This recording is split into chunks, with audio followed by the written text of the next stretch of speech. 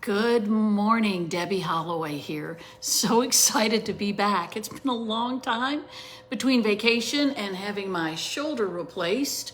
And then of course, coming down with COVID and then falling, tripping and falling, face planting. It's been a fun few weeks for me, but I'm back and excited to be back. Lots to talk about today with you guys. First and foremost, September 27th, Destin, Florida. We're doing likely our last women's event. So I hope that you'll be there. I hope that those of you that haven't will get your tickets for our summit in Dallas in August, because I think that I'd love to get together with all of you guys one last time, because that will be my last summit as well. So those two dates, Dallas, August summit, Destin, Florida, September 27th, the Wire, the women's event. I want that to be a really good one, because at this stage, I'm thinking that's going to be our last one.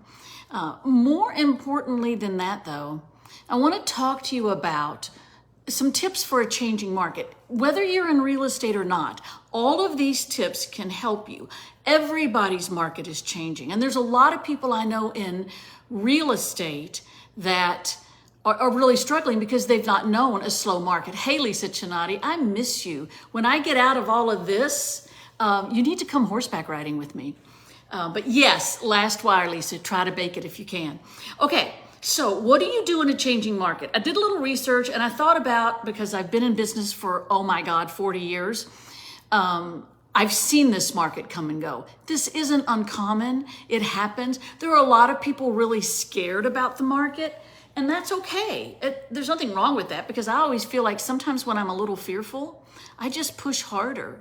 So here's 9 things. First of all, first and foremost, stay in touch with the clients you have. Pick up the phone and call them. I know a lot of people are like, hey, I don't want to call people. It doesn't matter your business. I always think about this ladies' dress shop in Shelbyville, Kentucky, the Polka Dot Pineapple. Love the gal that runs it. She has got great selection. I mean, she just does a great job. And I thought of her as I was writing this, because literally so many of these things she does. Number one, stay in touch with your clients. Reach out to them, give them a call. You don't have to say, who do you know that wants to buy or sell? You can just have a conversation with them about the market or something that's going on in the market. How are their kids adapting at school? How are they enjoying the summer? If they ever need a vendor, an electrician, a plumber, something like that, you can create a list of those recommended by your clients, not recommended by you, and give them that list. Offer to be their resource for all things related to their home or condo. Number 2, go get a real estate professional designation. Now, I got to tell you, I have a bunch of them, and every time I took one, I thought, this is the dumbest thing I've ever done. Nobody's going to care. And I will tell you the story. This is true, unfortunately. When I very first became a real estate agent, I noticed our company gave everybody like 50 newsletters, and I noticed the gal next to me was signing them. I'll never forget who it was. She was a great gal.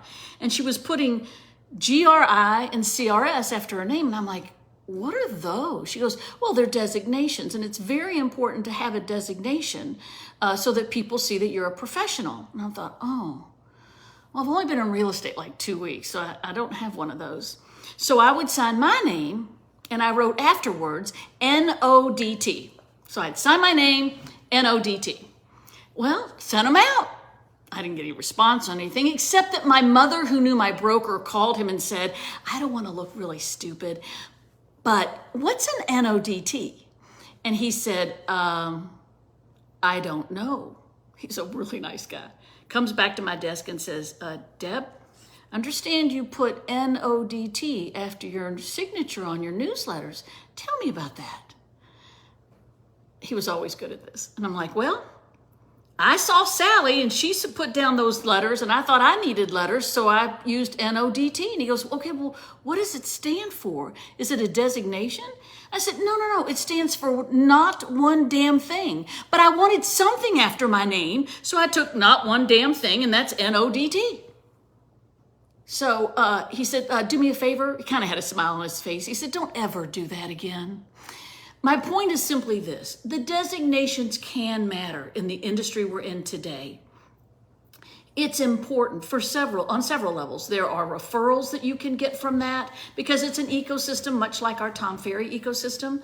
But get a professional designation. Learn more about the business you're in. Become even more professional, because gone are the days where you can just put up a sign and it just happens. You know, there's so many designations that you can get.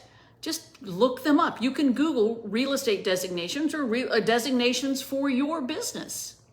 So, number 3, expand your network. I created a board of directors for my business, thanks to my coach, Tom Ferry. I had my insurance agent. I had a PR person that I knew. I had my life insurance agent, PR person. Who was the other guy? Shoot, he was some big deal in the community, and I can't remember now who he was. We didn't meet regularly. I just took each of them to lunch, or maybe all of them to lunch once a quarter, and talked about the industry and their industry.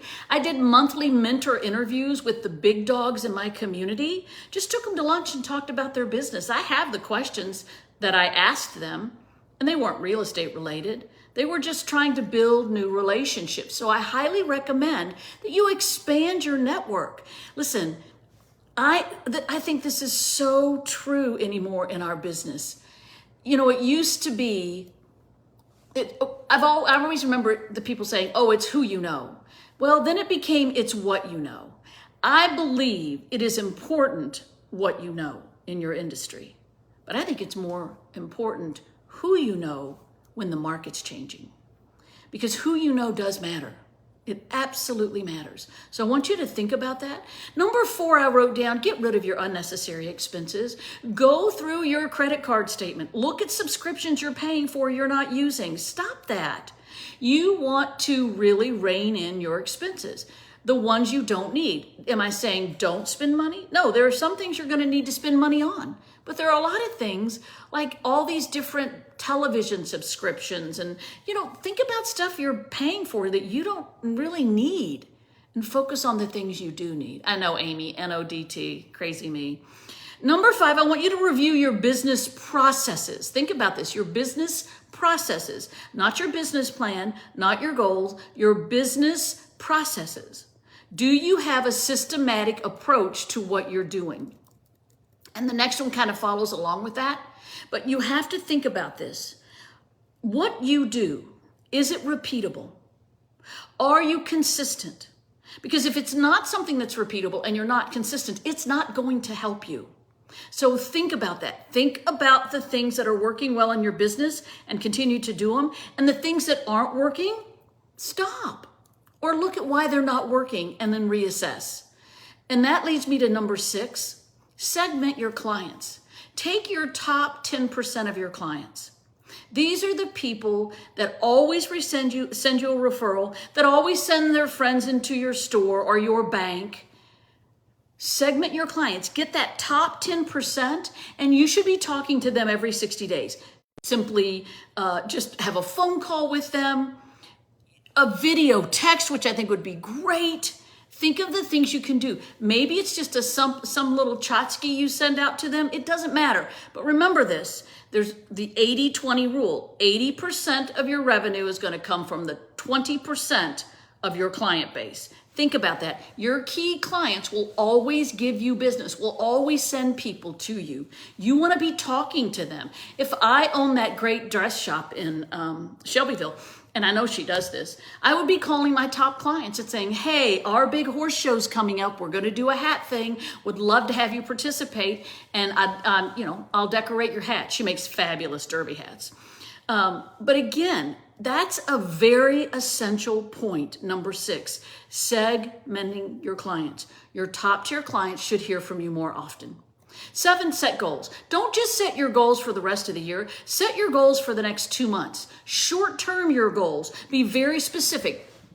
I love the book, The 12-Week Year, where literally you break down what you want to do into 1 quarter and focus on it. The more focused you are, the better your results. It's always the same there.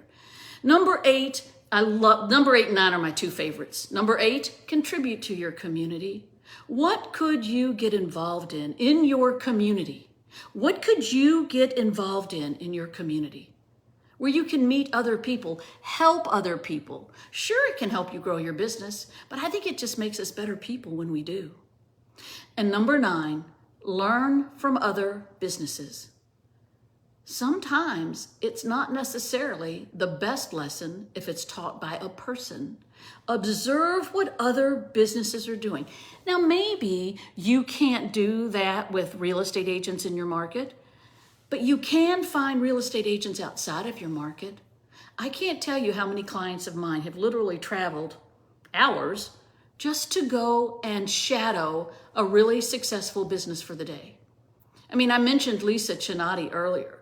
This woman, literally, I can remember when I first met her, she was a mess, a hot mess. She is so incredibly successful today. What she's running in her business, what she has used, all of the things I'm telling you, and created for herself and her team, it is unbelievable. People go visit her office all the time. She tells them everything she's doing. She talks about all of it. She gives them everything. That's the beauty of having an ecosystem where you can say, hey, I need to know more about how to do this. And people jump in and say, sure, let me help you.